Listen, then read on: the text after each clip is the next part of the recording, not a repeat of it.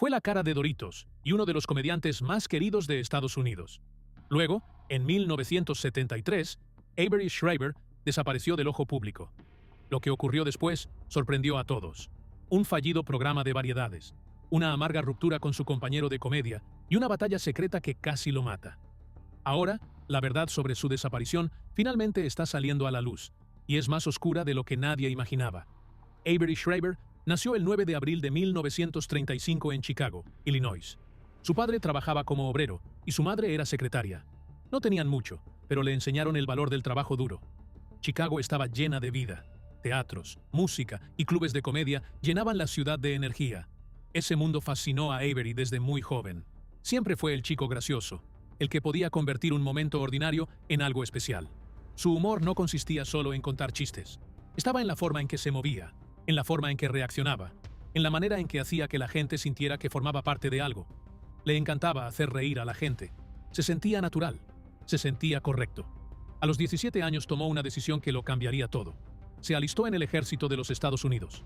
Era una elección práctica, algo que muchos jóvenes hacían en ese momento. Pero ocurrió algo inesperado. Entró en el All Army Talent Show, sin pensarlo demasiado. Cuando subió al escenario, todo encajó. Las risas, los aplausos, la energía del público. Fue eléctrico.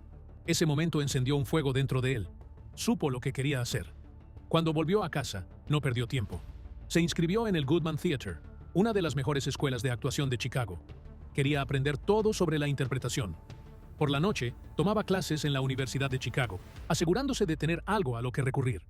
Era mucho que compaginar, pero estaba decidido. El teatro era emocionante, pero fue la improvisación lo que realmente lo atrapó. Había algo emocionante en crear una escena en tiempo real, interactuar con otros actores, mantener al público expectante. Chicago se estaba convirtiendo en el centro de la improvisación, y Avery estaba en el lugar correcto, en el momento correcto. Fue entonces cuando encontró a Second City. En 1960 se unió a la compañía y todo cambió. Second City no era solo otro grupo de comedia, era un semillero de algunas de las mentes más brillantes de la comedia. Cada noche rompían límites, experimentaban con ideas y actuaban ante salas llenas. Second City fue más que un escenario para Avery Schreiber. Fue un campo de entrenamiento donde perfeccionó sus habilidades y encontró su voz cómica. Durante 5 años, trabajó junto a algunas de las figuras más influyentes del teatro de improvisación, incluidos Del Close y Viola Spolin. Su enfoque de la comedia fue revolucionario, basado en la espontaneidad y la colaboración. Este entorno impulsó a Schreiber a desarrollar un ingenio rápido y un instinto para el tiempo cómico que definiría su carrera. Durante su tiempo allí, participó en varias producciones notables, incluyendo Ovid's Metamorphosis y Story Theater, de Paul Sills. No eran simplemente actuaciones, eran lecciones sobre narración, construcción de personajes y el poder de la improvisación. Cada papel lo obligaba a pensar rápidamente, reaccionar en el momento y crear algo nuevo cada vez que pisaba el escenario. Esa adaptabilidad le sería muy útil en los años venideros. Pero su impacto no se limitó a Chicago. Schreiber formó parte de una revista de Second City que realizó una gira por Nueva York, dándole exposición mucho más allá de su ciudad natal. Este fue un punto de inflexión. No se trataba solo de provocar risas en un pequeño teatro. Se trataba de llegar a una audiencia nacional. La experiencia lo ayudó a pasar de ser un talento local a un nombre reconocido en la comedia, sentando las bases para lo que vendría después. Schreiber nunca olvidó sus raíces. Más adelante en su carrera, regresó a Second City como profesor, transmitiendo lo que había aprendido a la siguiente generación. No se trataba solo de técnica.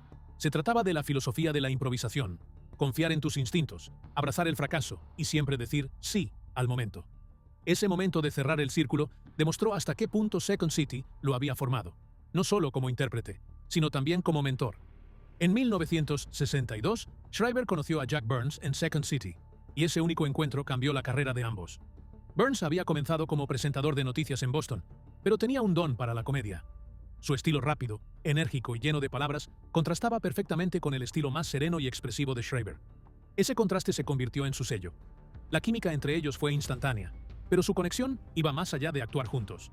Burns más tarde llamaría a Schreiber su amigo más querido y compañero de comedia durante 40 años. Ese vínculo les permitió impulsarse mutuamente en lo creativo, perfeccionar su material y arriesgarse. Su momento de éxito llegó con la rutina del taxi. Burns interpretaba a un pasajero excesivamente hablador, que llenaba cada frase con un insistente mientras Schreiber era el exhausto taxista que solo intentaba sobrevivir al viaje. Era simple pero brillante. Su dinámica era tan afilada y tan natural que rápidamente se convirtió en uno de sus números más famosos. Cuando la interpretaron en The Tonight Show con Jack Paar en 1964, el público no podía tener suficiente. Pero no se detuvieron en los sketches. Se sumergieron en la sátira política, abordando temas serios con humor en su álbum The Watergate Comedy Hour. En una época en la que los escándalos políticos dominaban los titulares, su enfoque agudo e ingenioso sobre los acontecimientos conectó con el público. El éxito no siempre fue fácil. En 1968, sintieron que su acto se estaba volviendo repetitivo, lo que llevó a una separación temporal. Pero las asociaciones creativas como la suya no se desvanecen así como así. En 1972 se reunieron y un año después tuvieron su propio programa de variedades, The Burns and Schreiber Comedy Hour. El programa mezclaba sketches, actuaciones musicales e invitados especiales, demostrando que habían evolucionado más allá de sus rutinas iniciales sin dejar de ser fieles a sus raíces cómicas. No importaba lo que hicieran, la gente siempre volvía a la rutina del taxi. No era solo un sketch, era una clase magistral de timing cómico. El interminable interrogatorio de Burns se convirtió en un chiste recurrente, algo que al público le encantaba repetir. La frustración creciente de Schreiber lo hacía aún más divertido. El sketch evolucionó con el tiempo, apareciendo en diferentes programas y presentaciones, pero su esencia nunca cambió. Era un concepto simple, ejecutado a la perfección. Por eso perduró. No estaba ligado a una época o referencia en particular. Era universal. Más allá de su humor, la rutina mostraba lo bien que trabajaban juntos. Su timing era preciso, sus reacciones instintivas. Se complementaban a la perfección, creando algo mayor que la suma de sus partes. Era el tipo de asociación cómica que no aparece con frecuencia. A lo largo de la década de 1960, Burns y Schreiber se convirtieron en habituales de los principales programas de variedades como The Ed Sullivan Show, The Dean Martin Show y The Hollywood Palace. Estos programas eran la cima del entretenimiento en esa época, albergando a algunas de las estrellas más grandes de la música y la comedia. Aparecer en ellos significaba exposición a millones de espectadores, y Burns y Schreiber lo aprovechaban al máximo. Sus actuaciones solían resaltar sus estilos contrastantes. Schreiber como el hombre serio y exasperado, y Burns como la fuerza excéntrica e impredecible del caos. Este equilibrio era clave para su atractivo. A diferencia de algunas parejas cómicas que se aferraban a las mismas rutinas, Burns y Schreiber se adaptaban a diferentes públicos y formatos. Sus sketches iban desde el slapstick más amplio hasta un humor más sutil y centrado en los personajes. Podían hacer estallar al público con su muy ensayada rutina del taxi, pero también podían improvisar basándose en acontecimientos actuales, haciendo que su comedia se sintiera fresca y relevante. Ya fuera en el formato estructurado de The Ed Sullivan Show o en el tono más suelto y juguetón de The Dean Martin Show, siempre encontraban la manera de conectar con el público.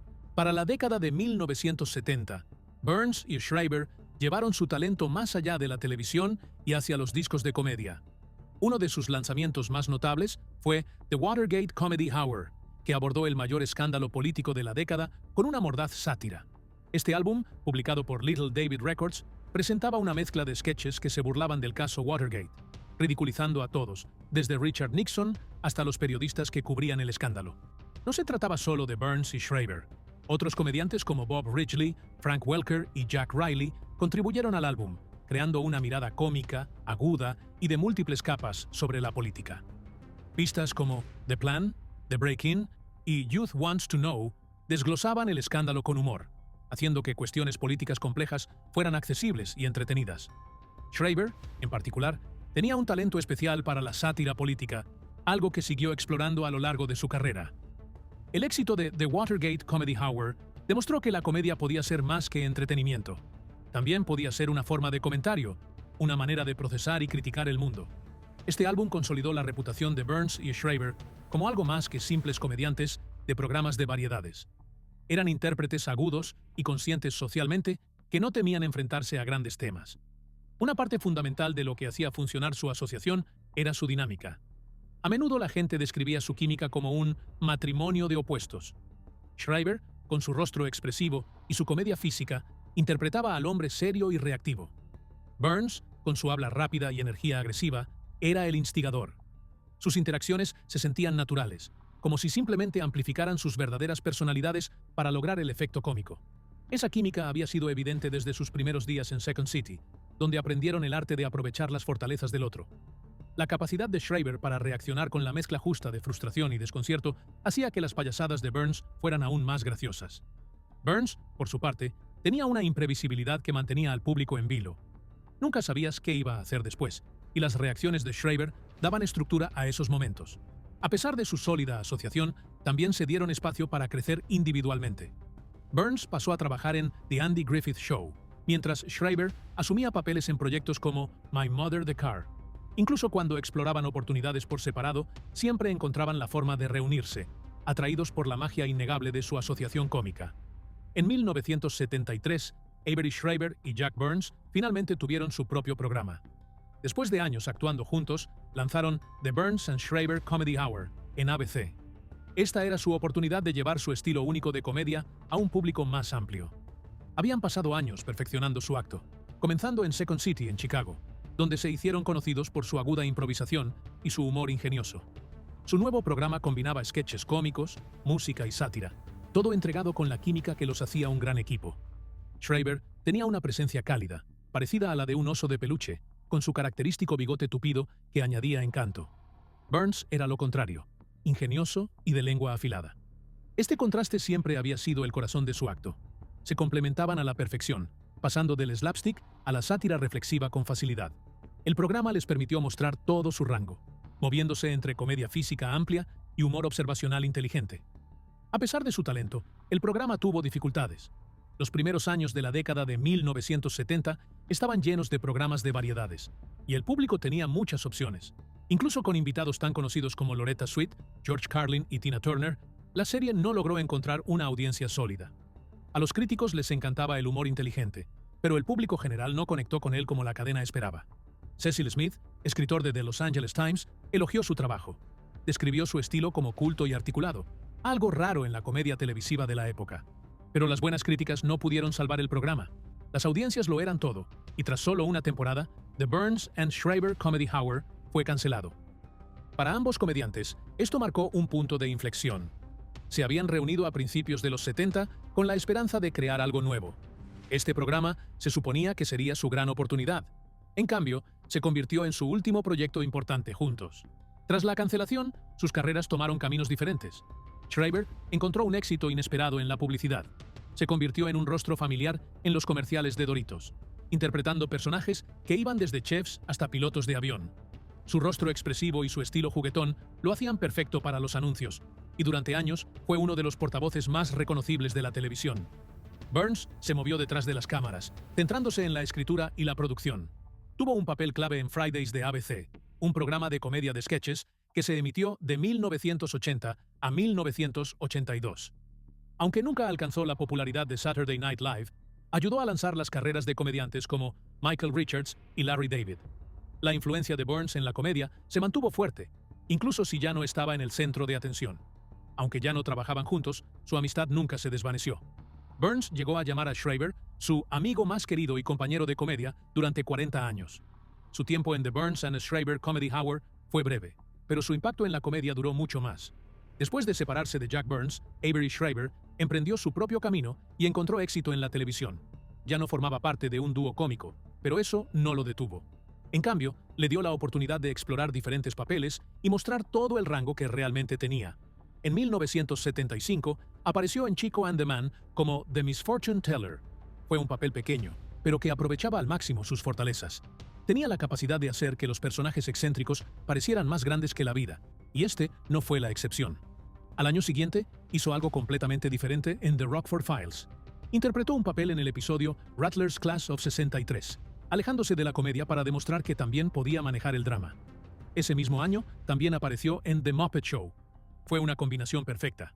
Su energía encajaba perfectamente con el humor salvaje e impredecible de los Muppets, y no tuvo ningún problema para seguirles el ritmo. Schreiber se mantuvo ocupado, apareciendo en un programa tras otro. Tenía la capacidad de destacar en papeles como invitado, incluso cuando estaba en pantalla por poco tiempo. También se convirtió en un habitual de los concursos televisivos, especialmente Match Game. Su ingenio rápido lo convirtió en uno de los favoritos del público. No solo respondía a preguntas, convertía cada momento en entretenimiento. Uno de sus papeles más memorables fue en My Mother the Car, un programa con una de las tramas más extrañas en la historia de la televisión. El personaje principal, interpretado por Jerry Van Dyke, compra un coche viejo y descubre que en realidad es su madre reencarnada. Schreiber interpretaba al capitán Bernard Mancini, un coleccionista codicioso que haría lo que fuera necesario para quedarse con el coche. Su personaje era implacable y un poco ridículo. siempre estaba tramando algo, siempre intentando engañar para quedarse con el coche. También tenía la costumbre de pronunciar mal el nombre del personaje principal, convirtiéndolo en un chiste recurrente. El programa solo duró una temporada, pero con los años se convirtió en una serie de culto. La gente lo recordaba no solo por su extraña premisa, sino también por las interpretaciones que lo hacían divertido de ver. El personaje de Schreiber era una de las mejores partes del programa. Tomó lo que podría haber sido un simple villano y lo hizo inolvidable. Avery Schreiber se convirtió en uno de los rostros más reconocibles de las décadas de 1970 y 1980, todo gracias a una bolsa de Doritos. Su serie de comerciales convirtió una idea sencilla en una de las campañas publicitarias más memorables de la época. Cada comercial seguía el mismo patrón.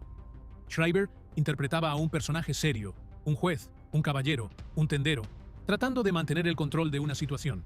Entonces, alguien cercano daba un mordisco a unos Doritos.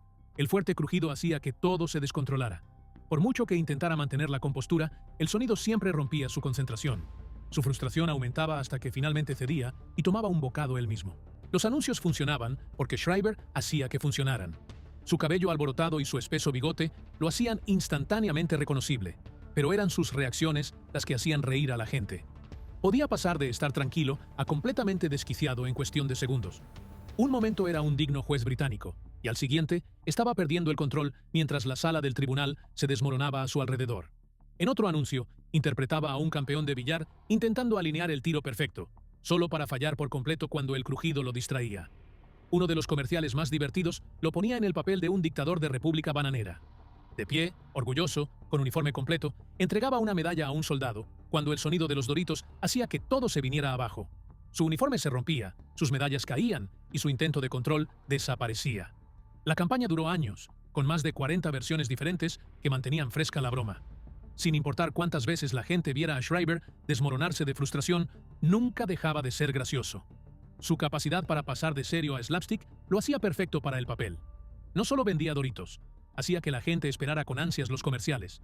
Décadas después, la gente todavía recuerda el sonido de ese crujido y la manera en que Schreiber reaccionaba. Su impacto fue tan grande que cuando The New York Times escribió sobre su fallecimiento en 2002, se aseguró de mencionar sus comerciales de Doritos como uno de los momentos definitorios de su carrera. Avery Schreiber tenía una manera de robarse el protagonismo incluso cuando no era la estrella principal. Su carrera cinematográfica se extendió a lo largo de décadas, llena de papeles que aprovechaban sus fortalezas como comediante. En Swashbuckler, 1976, interpretó a Pulaski, un personaje que aportaba humor a una aventura de piratas llena de acción.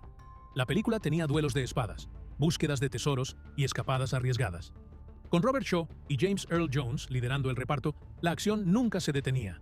El trabajo de Schreiber era romper la tensión con comedia, y lo hizo a la perfección. Sus expresiones por sí solas podían convertir un momento simple en algo gracioso. La película no conquistó a todos los críticos, pero tenía mucho encanto. Un año después, apareció en The Last Remake of Beau Geste, 1977, una parodia dirigida por Marty Feldman. Esta película no solo se burlaba de las clásicas películas de aventuras, las volteaba completamente de cabeza. Schreiber interpretó dos papeles, un jefe árabe y un vendedor de camellos usados. Ambos eran exagerados, ridículos y exactamente lo que la película necesitaba. Tenía una habilidad para hacer que incluso los personajes más absurdos se sintieran naturales. No solo actuaba en comedias, las entendía. Para 1981 participó en Caveman, una película protagonizada por Ringo Starr. Esta comedia prehistórica tenía casi ningún diálogo real.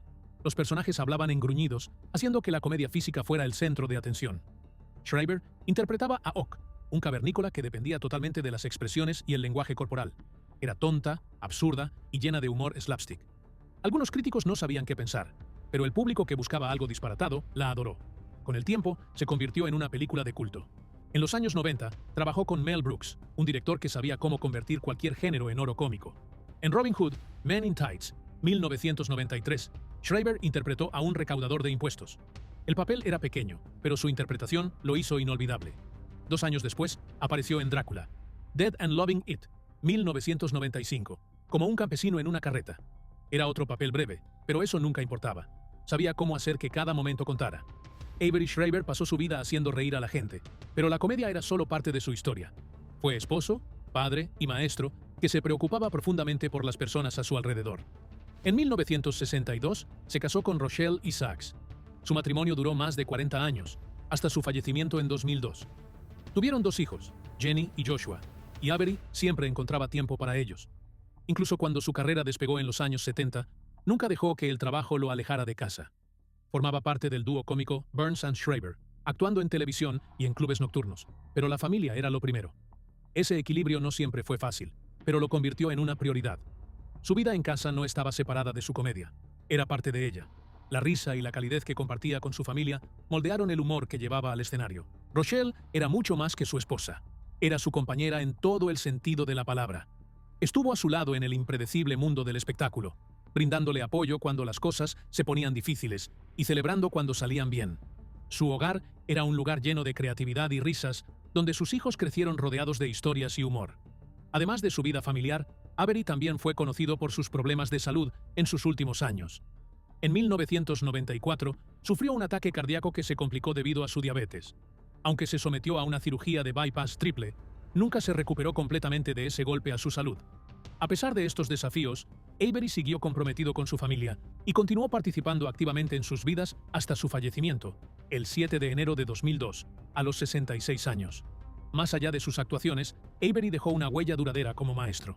El teatro de improvisación no era solo algo que hacía, era algo en lo que creía profundamente. Se unió a Second City en 1961, un grupo teatral reconocido por moldear la comedia moderna. Era un lugar donde los actores aprendían a pensar rápido, confiar en sus instintos y trabajar en equipo. Avery se convirtió en uno de sus maestros más respetados, transmitiendo esas lecciones a la siguiente generación. Su enseñanza estaba influenciada por Viola Spolin, cuyo libro Improvisación para el teatro se convirtió en una base fundamental para la improvisación. Creía que la mejor comedia nacía de estar completamente presente, reaccionar en el momento y abrazar lo desconocido. Enseñó en Second City, tanto en Chicago como en Los Ángeles, ayudando a los estudiantes a encontrar confianza en sí mismos y en su creatividad. No solo formaba comediantes, ayudaba a las personas a confiar en sus propias ideas y a tomar riesgos sin miedo. Avery Schreiber tenía el talento, el carisma y el sentido perfecto del tiempo para hacer reír al público. Pero, a pesar de su éxito, nunca recibió el protagonismo que algunos de sus contemporáneos alcanzaron. Era un comediante brillante, pero siempre se mantuvo como actor de carácter, un intérprete de apoyo más que la atracción principal. Hollywood y los ejecutivos de televisión tenían una idea muy clara de lo que debía ser una estrella. Querían protagonistas que fueran encantadores, atractivos según los estándares convencionales y fáciles de vender. Avery era indudablemente talentoso, pero no encajaba en esa imagen. Su comedia era más grande que la vida, sus expresiones exageradas, sus actuaciones basadas en la fisicalidad.